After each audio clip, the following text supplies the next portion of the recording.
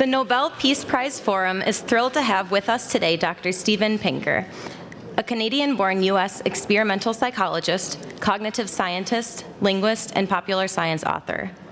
Dr. Pinker is a professor at Harvard in the Department of Psychology, and he is known for his advocacy of evolutionary psychology and the computational theory of mind. Today, he will share with us the brilliant insights from his groundbreaking book, Better Angels of Our Nature: Why Violence Has Declined. Here, he argues that violence in the world has declined, both in the long run and in the short run. And he suggests explanations as to why this has occurred. Speaking about this work, Bill Gates says that it stands out as one of the most important books I've read, not just this year, but ever. The phrase, "the better angels of our nature," stems from the last words of US President Abraham Lincoln's first inaugural address in 1861, when he was calling on all Americans to avoid the violence that would be the Civil War. Dr. Pinker uses the phrase as a metaphor for four human motivations: empathy, self-control, the moral sense, and reason. These motivations, he writes, can orient us away from violence and toward cooperation and altruism. We look forward to hearing in greater detail from Dr. Pinker how the better angels of our nature can be harnessed for peace. Many of the conversations earlier today have been about all of the violence that is happening in our world. We are excited to have Dr. Pinker with us to hopefully let us know that violence is not the future and that peace is possible. After his speech, Dr. Pinker will be joined on stage by Tom Cran from Minnesota Public Radio. Tom Cran is the host of All Things Considered for NPR News. Please join me in welcoming Dr. Pinker.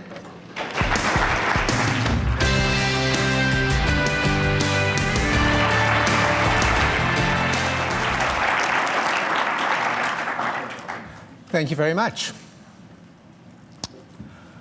Believe it or not, and I know most people do not, violence has been in decline for long stretches of time, and we may be living in the most peaceful era in our species' existence. The decline of violence has not been steady, it has not brought rates of violence down to zero, and it is not guaranteed to continue. But I hope to persuade you that it is a persistent historical development, visible on scales from millennia to years, from wars and genocides to the treatment of children and animals. I'm going to walk you through 6 major historical declines of violence, try to explain their immediate causes, that is, particular events of the era, and tie them together in terms of their ultimate causes, namely general historical forces interacting with human nature. The first decline of violence I call the pacification process. Until around 6,000 years ago, humans everywhere lived in anarchy, without central government. What was life like in this state of nature? This is a question that people have been asking for centuries. In 1651, Thomas Hobbes famously wrote that in a state of nature, the life of man is solitary, poor, nasty, brutish, and short. A century later, Jean-Jacques Rousseau countered that nothing can be more gentle than man in his primitive state.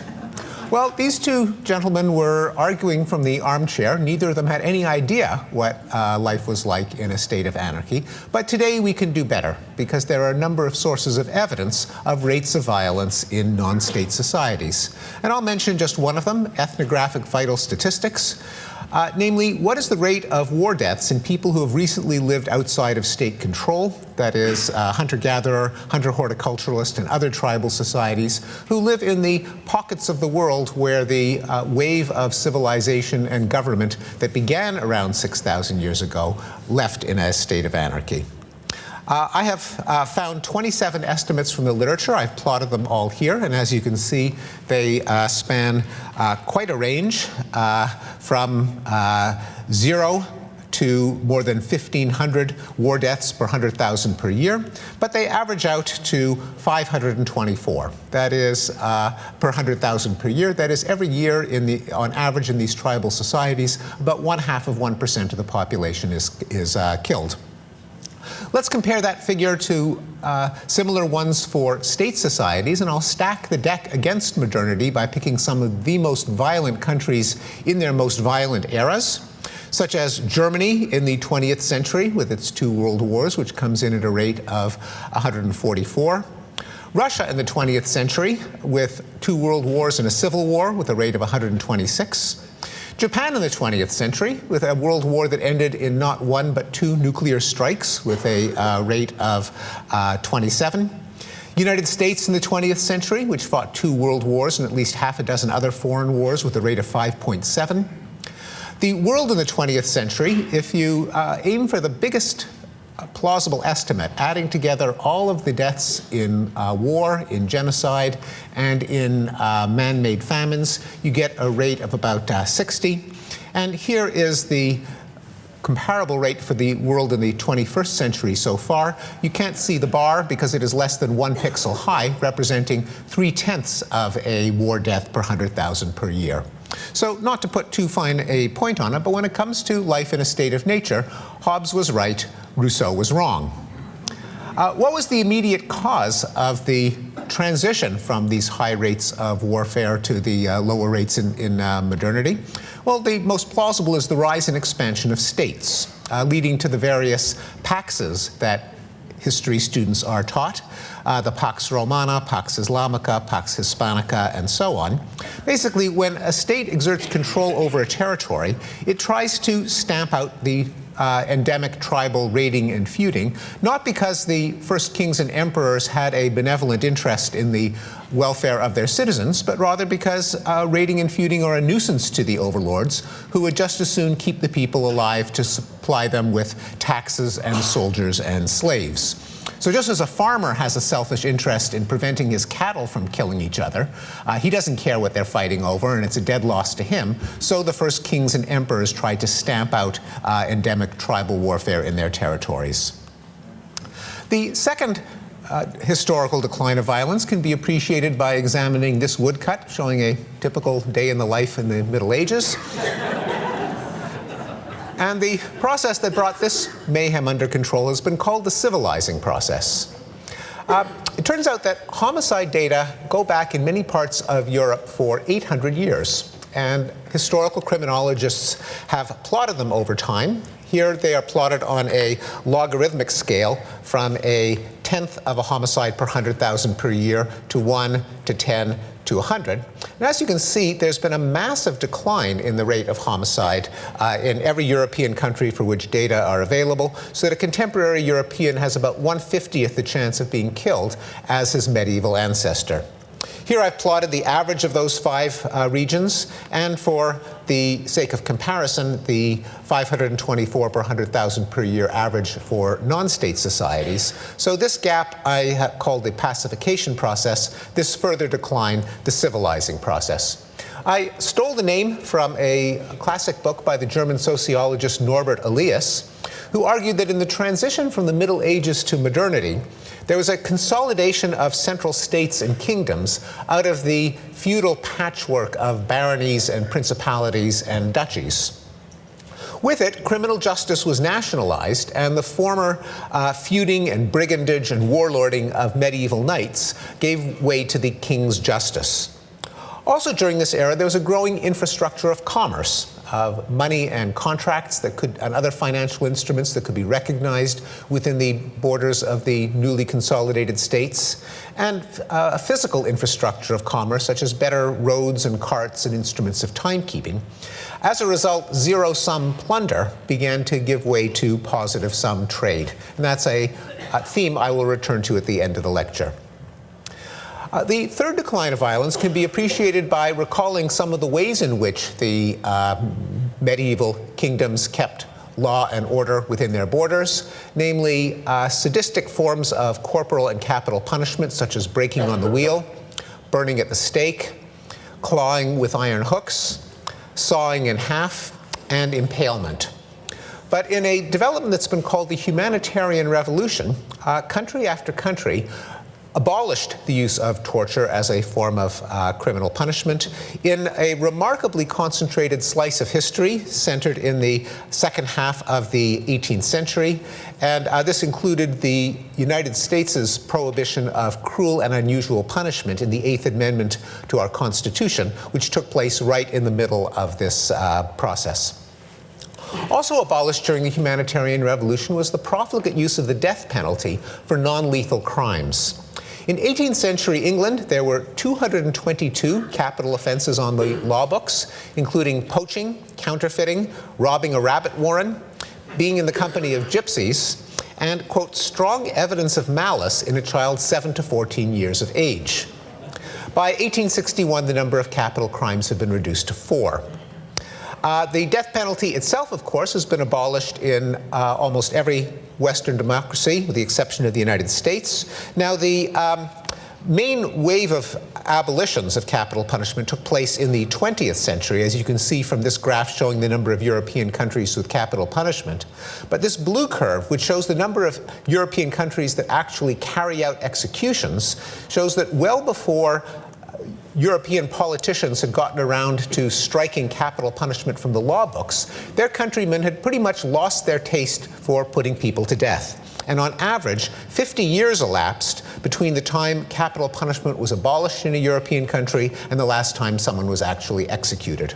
Now, I mentioned that the United States is an exception to this rule, but even in the United States, capital punishment is dying out as an institution. This graph shows the rate of American executions per capita from 1625 to the 21st century. And as you can see, Americans execute people at a fraction of the rate that they used to. Nowadays, about 40 people are put to death every year in a country that has more than 14,000 homicides in a year. And indeed, of the 50 states, there are only 23 of them that actually practice capital punishment, and that number has been going down year by year. Also abolished during the Humanitarian Revolution were witch hunts, religious persecution, like burning heretics, dueling among men of honor, blood sports, like bear baiting and dog fighting, debtors' prisons, and most famously of all, slavery. Now, slavery used to be perfectly legal everywhere on Earth. No one seemed to think there was anything particularly wrong with it. The Bible had no problem with slavery, and so-called democratic Athens was a slave-holding society. But starting in the 18th century, there was a trickle of abolitions that grew into a flood that eventually swept over the entire Earth. And in 1980, Mauritania became the last country on Earth to abolish legal slavery. What was the immediate cause of the Humanitarian Revolution? Well, there was another name for this era. It's also called the Enlightenment. It is the era in which the rise of dissemination of written material, the growth of literacy, the scientific revolution, led to knowledge replacing superstition and ignorance.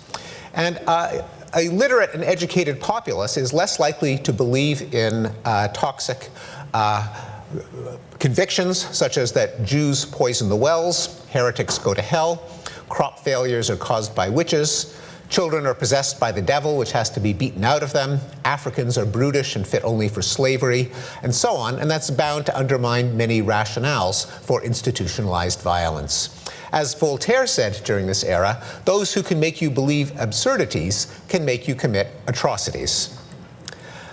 The fourth decline of violence has been called the long peace, and it speaks to the frequently made assertion that the 20th century was the most violent in history, a claim that is never backed up by facts from any century but the 20th. And so it's a data point based on a trend based on one data point.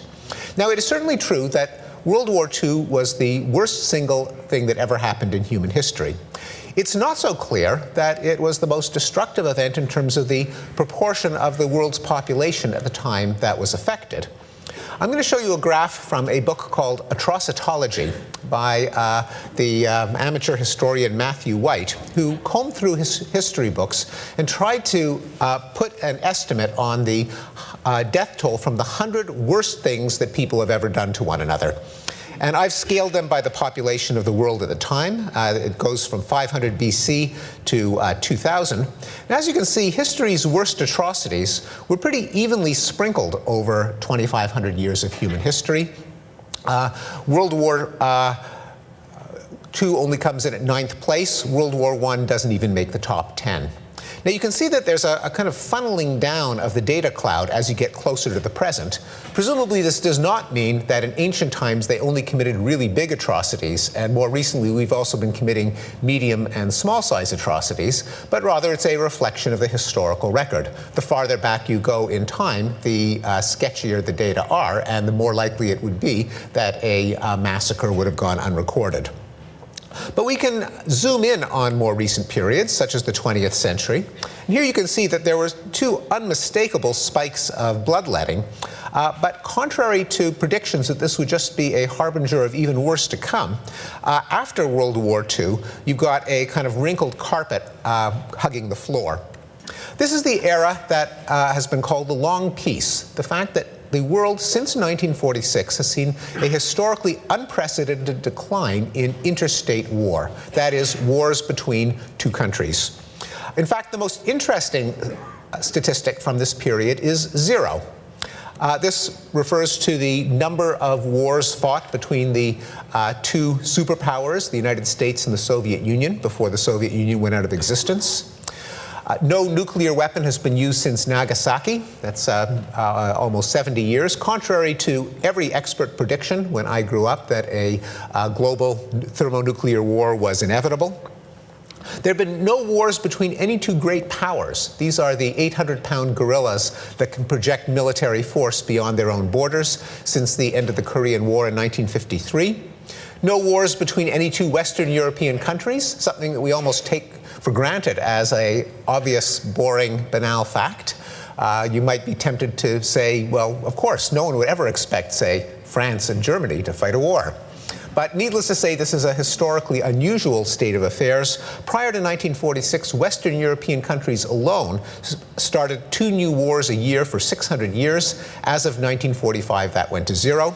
And there have been no wars between developed countries. The 40 or so countries with the highest GDP have not met each other on the battlefield. Again, that might almost seem obvious that wars are things that are fought in those poor, backward parts of the world. But in fact, for most of human history, it was the big, rich countries that were constantly at each other's throats. And because big, rich countries can afford big, destructive armies, those are the wars that did the most damage.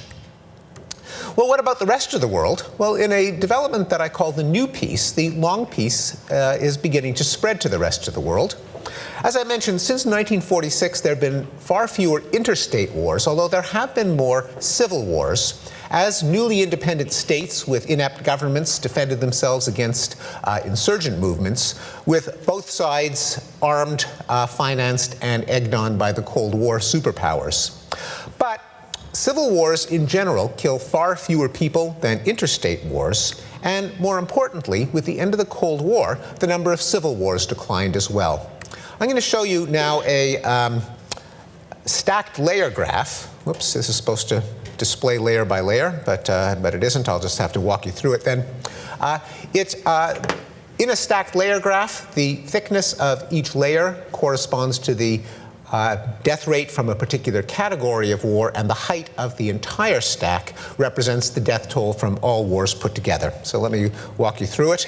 The red layer here shows the death toll for colonial wars from 1946 to 1975, and of course that tapered off to 0 as European countries divested themselves of their overseas empires.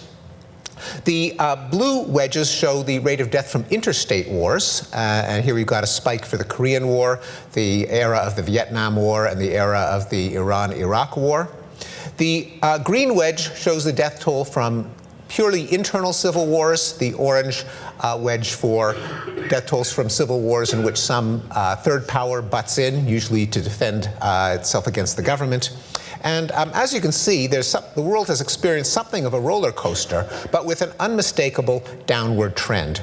Now, the gray wedge here shows the data since my book was published in 2011, because a frequently asked question is, have the various wars in the wake of the Arab Spring nullified the decline of war that I wrote about in the book? And as you can see, there has been a small uptick in war as of 2013, the most recent year for which data are available, but it has come nowhere near wiping out the massive decline that the world has seen since the end of World War II.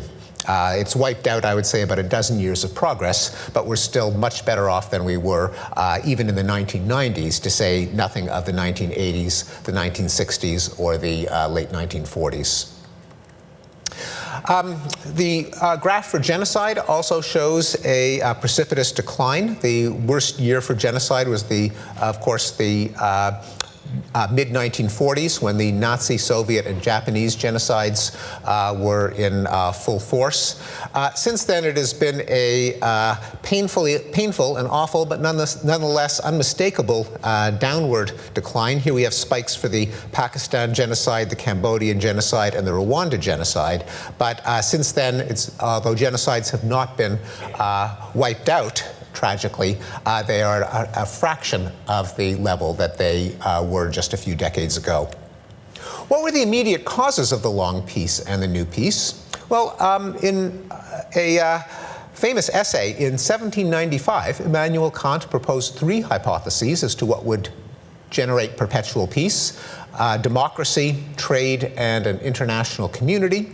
And more recently, the political scientists Bruce Russett and John O'Neill have shown that all three of these factors have increased over the second half of the 20th century, and all of them are statistical predictors of peace, holding other factors constant. Finally, we have the rights revolutions, the targeting of violence on smaller scale directed against racial minorities, such as African Americans, women, children, homosexuals, and animals. The first of these, the Civil Rights Revolution, put an end to the practice of lynching, which in the United States claimed at the end of the 19th century, 150 African Americans a year were lynched. That's 3 a week. By the 1950s, that had declined to 0.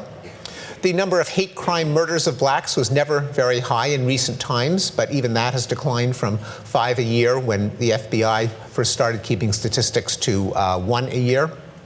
And the kind of racist attitudes that led to violence against African Americans has been in steady decline. Here we have the result of a number of Gallup polls that asked white Americans the questions: do you think that black and white students should go to separate schools?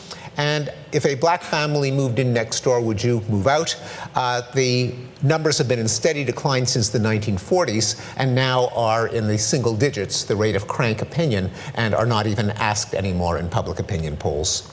This seems to be a worldwide phenomenon, not just an American one. This graph shows the number of countries that have apartheid or Jim Crow policies that discriminate against ethnic minorities. This graph shows the number of countries that have affirmative action or remedial discrimination policies that bend over backwards in the other direction to give a leg up to disadvantaged minorities. And we are living in an era in which more countries favor their disadvantaged minorities than discriminate against them. The women's rights revolution has seen an 80% reduction in the rate of rape since data were first kept by the FBI in the early 1970s. There's been a similar decline in the rate of domestic violence, most dramatically for female victims, and a sharp decline in the most extreme form of domestic violence of all, uxoricide, the murder of female romantic partners, and mariticide, the murder of male domestic partners. And as you can see, the decline has been even more dramatic for male victims than for female victims, showing that the women's movement has been very, very good for husbands. The children's rights revolution has seen a decline in the institutionalized use of corporal punishment in schools, that is, strapping or paddling, where a majority of states now prohibit it. Polls show that approval of spanking has been in decline in every Western country. And rates of child abuse, both physical and sexual, have declined. The gay rights revolution has seen a steady increase in the number of states worldwide that have decriminalized homosexuality, and in the number of American states that have decriminalized homosexuality, which now stands at 100% thanks to a Supreme Court ruling in 2004. And all public opinion polls in the West show that anti-gay attitudes have been in steady decline. Finally, the animal rights revolution has seen a decline in hunting, an increase in vegetarianism, both in the UK and the US, and a sharp decline in the number of motion pictures in which animals were harmed. Well, This raises the question, why has violence declined on so many scales of time and magnitude? Could it be that human nature itself has changed and that people have somehow lost their inclinations toward violence? Well, I consider this rather unlikely. For one thing, many of declines in violence are far too rapid and too recent to have been products of Darwinian natural selection, which operates over generations. The change of Germany in 1945 from perhaps the most militaristic country in history to the most pacifist country in history in just a generation. Declines of lynching, rape, and spousal abuse, which unfolded over a span of decades. And the 1990s homicide decline in the United States and other Western countries halved the rate of homicide in a decade. Since environmental changes had to have been sufficient to cause these declines, the simplest explanation is that they are responsible for all of the declines. Also, it's not as if we have lost our taste for violence. We still see violence in our children. Rough and tumble play and play fighting are one of the most robust sex differences in human children. Little boys like to fight.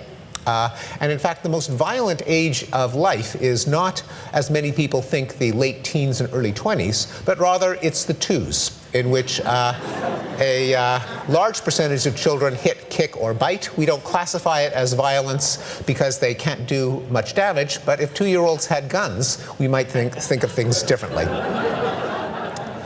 Also, human beings take enormous pleasure in vicarious violence, in experiencing simulations of violence, such as in murder mysteries, Greek tragedies, Shakespearean dramas, video games, ice hockey. Sorry, Minnesota, but I'm Canadian, so I can say it. And movies starring a certain ex-governor of California. And then there are homicidal fantasies. A number of social psychologists have posed the following question to their subjects. Have you ever fantasized about killing someone you don't like? And the results are that about 15% of women and a third of men frequently fantasize about killing people.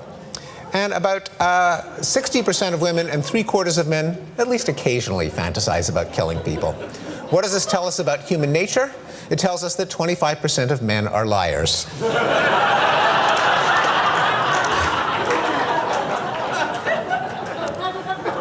A more likely possibility is that human nature is complex and always has comprised both inclinations toward violence and inclinations that counteract them, what Abraham Lincoln called the better angels of our nature, and that historical circumstances have increasingly favored our peaceable inclinations.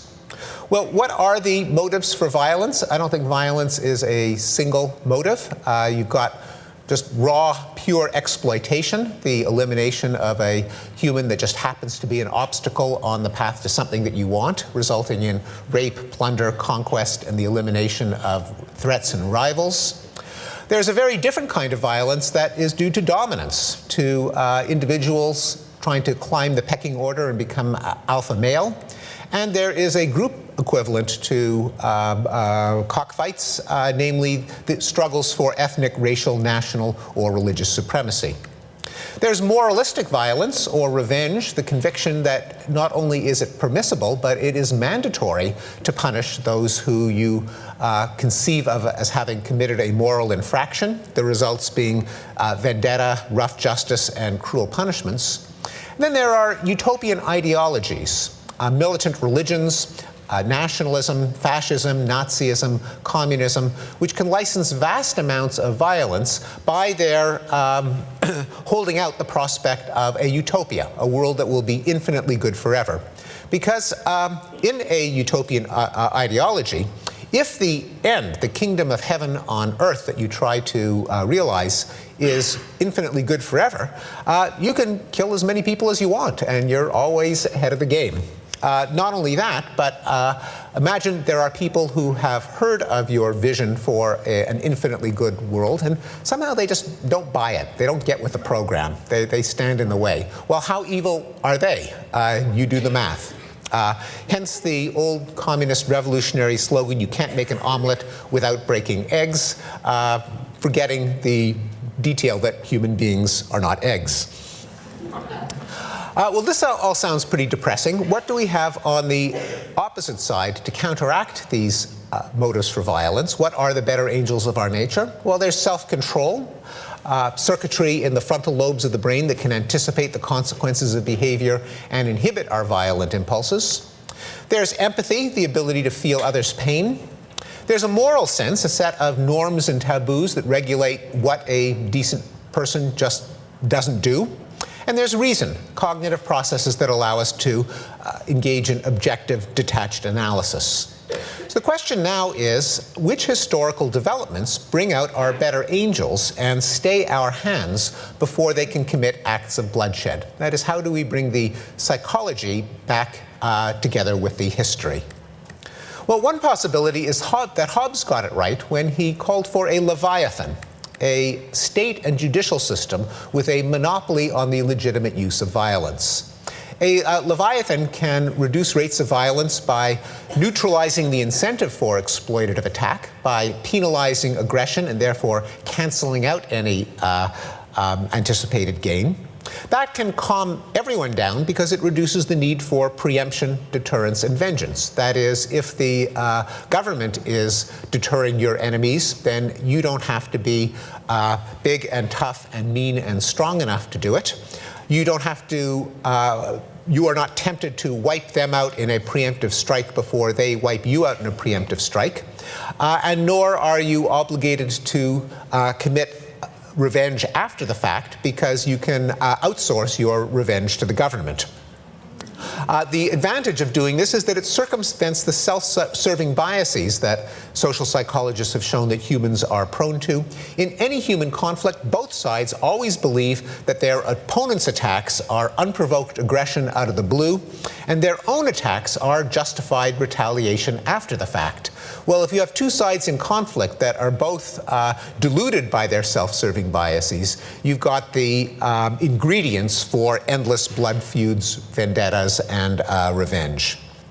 Some historical evidence that Hobbes got it right is the pacifying and civilizing effect of states that I mentioned at the beginning of the talk, and the fact that we can watch this movie in reverse, and when government retreats from effective control of an area, they can break right out into violence all over again, such as the American Wild West, where the cliche of the cowboy movies was that the nearest sheriff is 90 miles away, so you have to defend yourself with your six-shooter.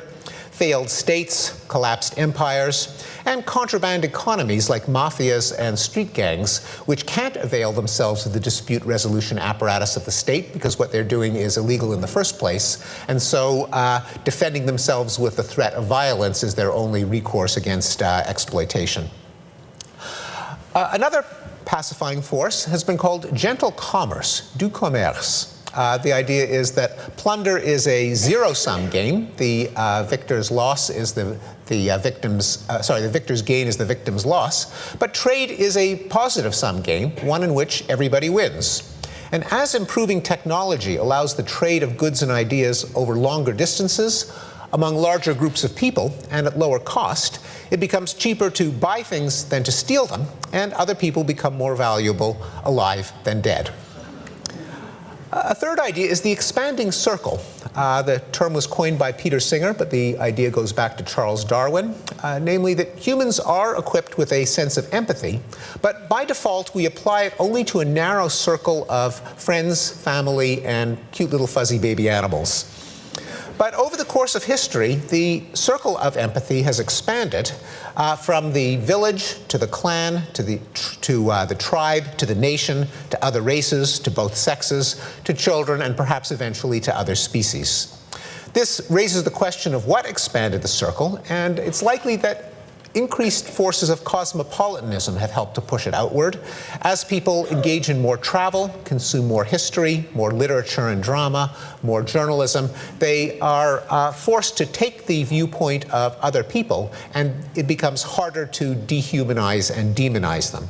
There's even some experimental evidence showing that when people adopt a real or fictitious person's perspective by reading a first-person account or a story, they become more sympathetic not just towards that individual, but the entire category of people that the individual represents. Finally, there's the escalator of reason, the possibility that the growth of literacy, education, and public discourse have encouraged people to think more abstractly and more universally. They rise above their parochial vantage point. This makes it harder to privilege your own interests over others just because I'm me and you're not. It encourages people to stand back and recognize the futility of cycles of violence and increasingly see violence as a problem to be solved rather than as a contest to be won. The final question is, why do so many forces push in the same direction? It does seem like an uncanny conspiracy. I think what these forces have in common is that violence is what game theorists call a social dilemma. Namely, it's always tempting for an aggressor to exploit a victim, but of course it is ruinous to the victim. Since in the long run, aggressors become victims and vice versa, it really is more rational if all parties could agree to avoid the use of violence, if they could just sit down together as reasonable people. The dilemma is, how do you get the other guy to refrain from violence at the same time as you do? Because if you beat your swords into plowshares, but the other guy keeps his swords as swords, you could be in big trouble. One can well see that over the course of history, human experience and human ingenuity have gradually chipped away at this problem, just like we have gradually started to solve other scourges of the human condition, like pestilence and hunger. And the common denominator between the four pacifying forces is that all of them increase the material, emotional, and cognitive incentives of all parties to avoid violence simultaneously. Well, whatever the exact causes of the decline of violence turn out to be, I think they have profound implications, and I'll just mention two. One of them is a reorientation of our efforts towards violence reduction from a moralistic mindset to an empirical mindset. That is, instead of lamenting why is there war, perhaps a better question would be, why is there ever peace? Not just what are we doing wrong, but what have we been doing right? Because I hope to have convinced you that we have been doing something right, and it seems to me to be extremely important to try to figure out what exactly it is. Finally, the decline of violence forces us into a reassessment of modernity, of the centuries-long process that has eroded family, tribe, tradition, and religion, which have given way to the notions of individual rights, cosmopolitanism, reason, and science. Now, everyone acknowledges that modernity has brought us many gifts: longer and healthier lives, less ignorance and superstition, richer experiences. But there have always been a current of nostalgia and romanticism that has questioned the price. Is it worth it if we have to live in the shadow of terrorism, genocide, world wars, and nuclear weapons? On the other hand, if despite impressions, the long-term trend, though halting and incomplete, is that violence of all kinds is decreasing, I think this rehabilitates the ideals of modernity and progress. And most importantly, it's a cause for gratitude for the institutions of civilization and enlightenment that have made it possible. Thank you very much. Thank you.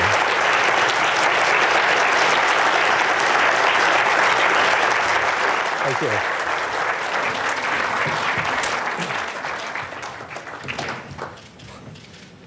Wow, Steven Pinker, thank you very much.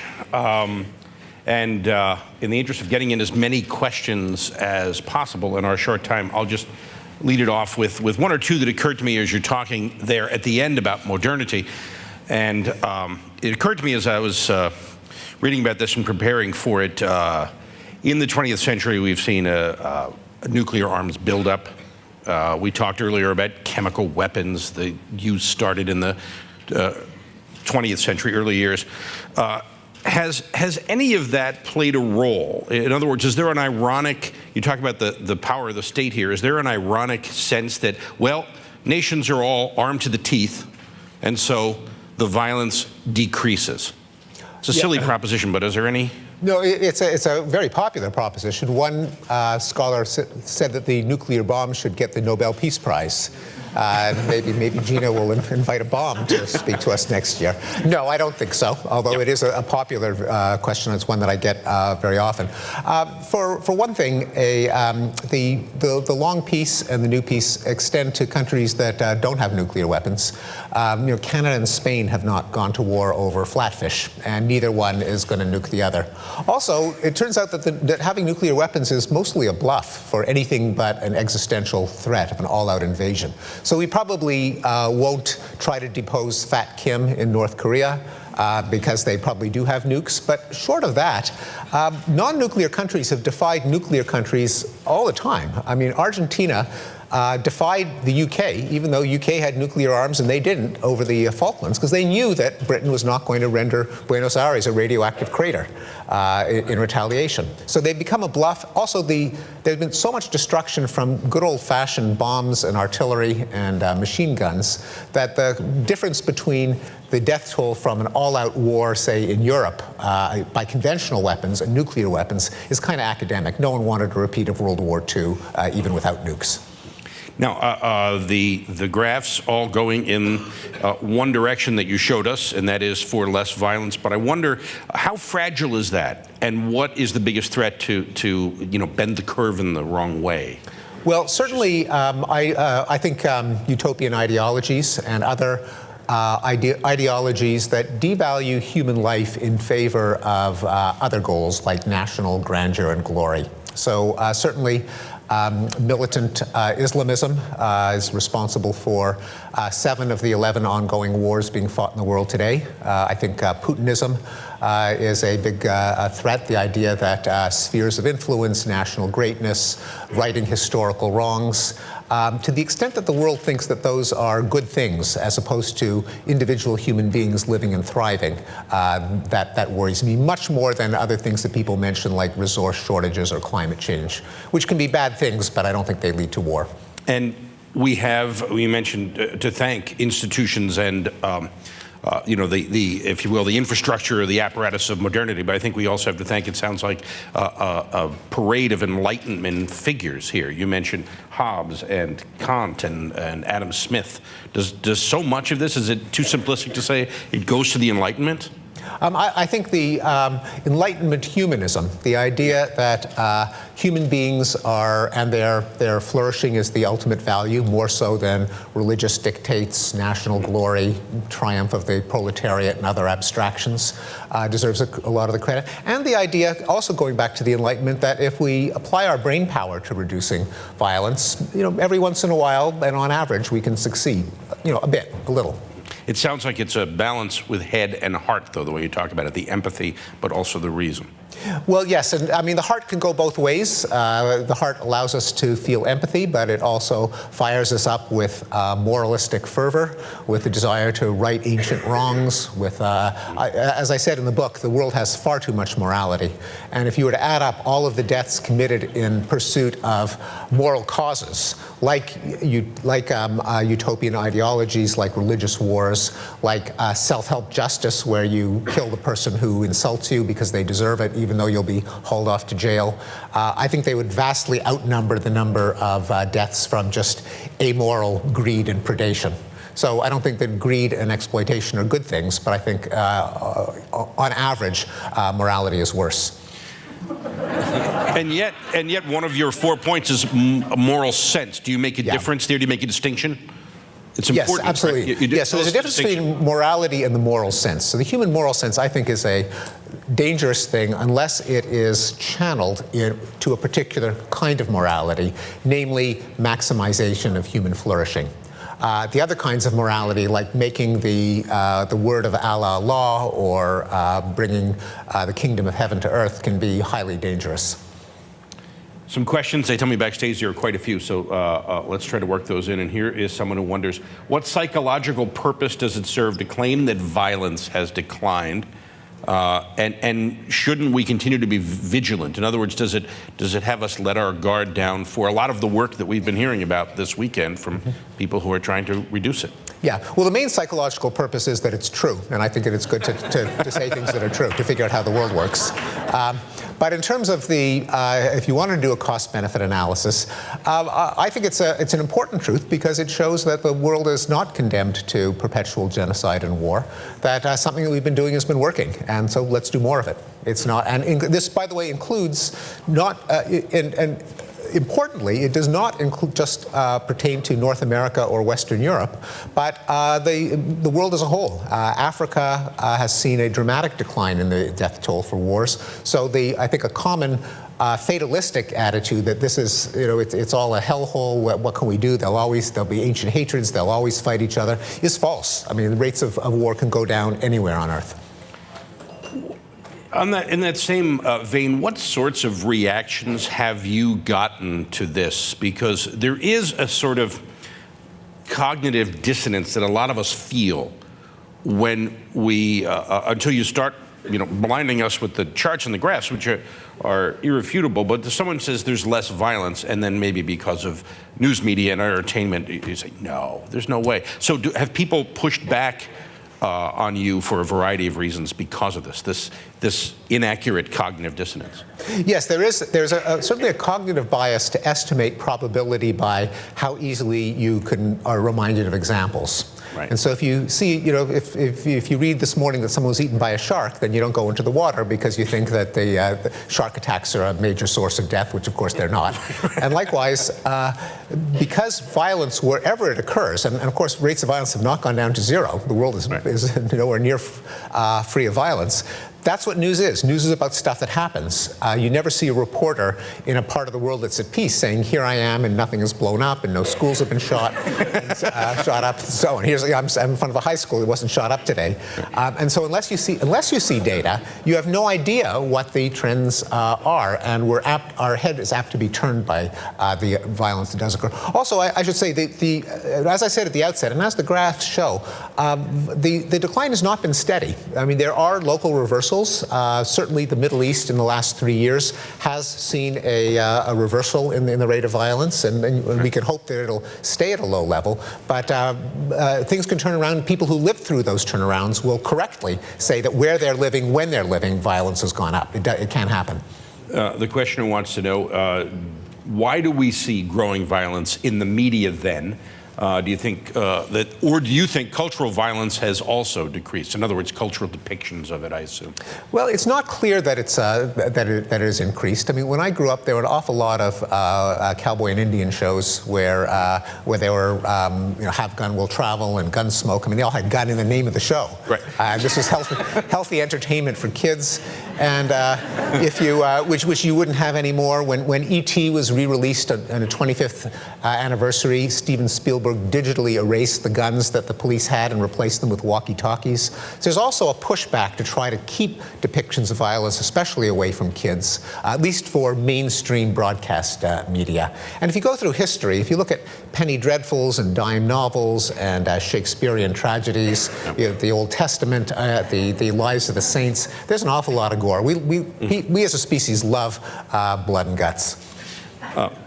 Apparently, President Carter last night in his remark talked about an epidemic of violence against women, including sex trafficking as slavery. I didn't hear exactly what he said about that, but I know what his position on that is. Could you comment on that and what that represents in this? Well, there is a lot of violence against women, and there is sex trafficking, but there always has been. I mean, this has been what used to be called white slavery was sexual servitude of European women. The Barbary pirates, the Islamic slave trade, to say nothing of the Atlantic Western slave trade. A lot of that was sexual, as we see in the composition of the United States today.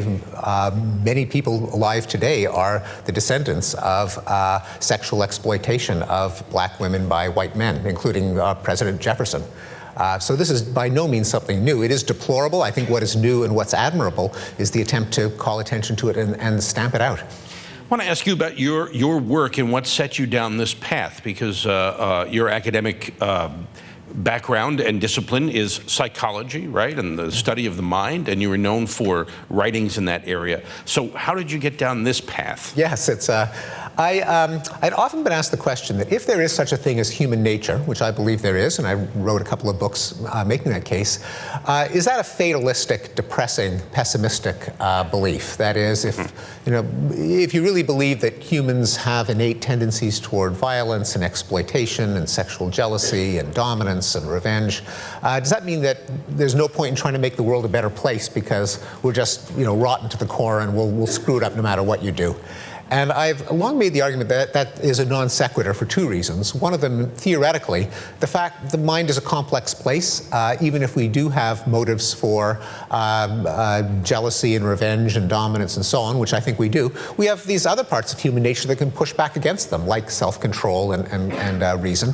And also, there can't be a serious question as to whether or not we can make the world a better place if you just look at the world and you see empirically it has become a better place. And I long noted facts such as the Soviet Empire went out of existence mostly peacefully, that slavery was abolished, torture executions, and a couple of data that I knew about, such as the European decline in homicide, the decline of tribal raiding and feuding. I mentioned these in a blog post about 7 or 8 years ago, and I got a flood of correspondence from historians and sociologists and political scientists saying, well, there's even more evidence for a decline of violence than you mentioned in this optimistic little post. And that's when I learned that, for example, the rate of death in war has plunged since 1945, that rates of child abuse and domestic violence have been in decline. And I thought, gee, people don't know about this. It seems to be some kind of benign conspiracy. And what a juicy problem for a psychologist. Namely, if human nature hasn't changed, and it couldn't have changed over decades, what in us has been engaged by our changing world that makes us less likely to kill and rape each other compared to our ancestors? Which I think brings us to this question, which is a great one to end on this evening, and that is peacemakers and activists all want all violence, and they all want violence to end. So why should your charts really matter to them? Well, because wanting something isn't enough to make it happen. You need to know how the world works and what's effective and what isn't. And it's only by looking empirically at cases in which wars have ended and not restarted that you know which efforts are worthwhile and which ones might be make you feel good but may not actually end wars. So we have to take an empirical scientific approach, and the only way to do that is by examining data. Steven Pinker, thank you very much. Thank you. Appreciate it. Look forward to your next endeavor, your next project. Thank you.